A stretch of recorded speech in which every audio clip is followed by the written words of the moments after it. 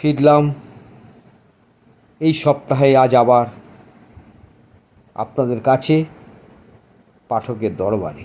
আমি শুভেন্দু।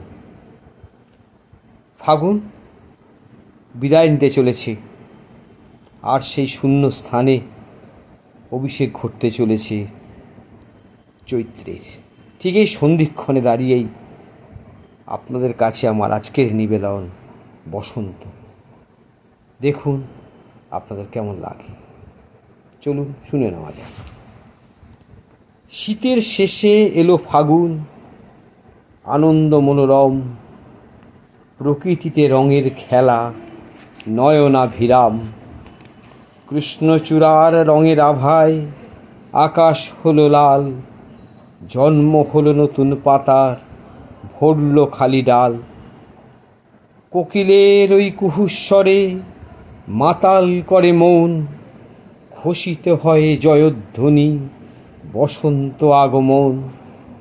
ফুটল শিমুল পলাশ গাছে নতুন বার্তা নিয়ে, মধু খেতে হাজির ভ্রমর আসে গুনগুনিয়ে।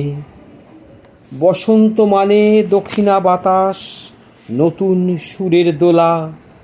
বসন্ত মানে নীল দিগন্তে আবির রঙের খেলা।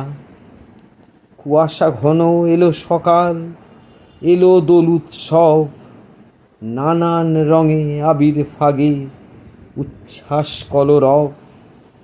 বসন্ত মানে মন দেওয়া নেওয়া, চঞ্চলতায় ভরা। সময় কাটে না মন ভাবনায়, কি কাকে দেবে ধরা। থাকবে দুয়ার দক্ষিণ খোলা, রঙিন হবে মন। স্বপ্নিল নয়নেতে প্রিয়র অপেক্ষাতে থাকবে কতক্ষণ।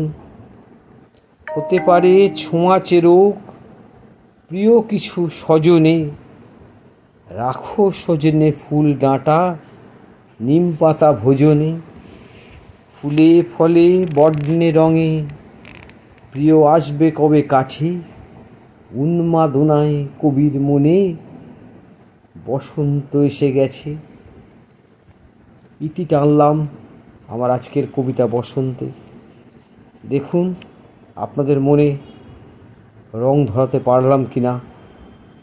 আশা করি সকলে ভালো আছেন, সকলে সুস্থ থাকুন, এই কামনা নিয়েই বিদায় নিচ্ছি। ধন্যবাদ।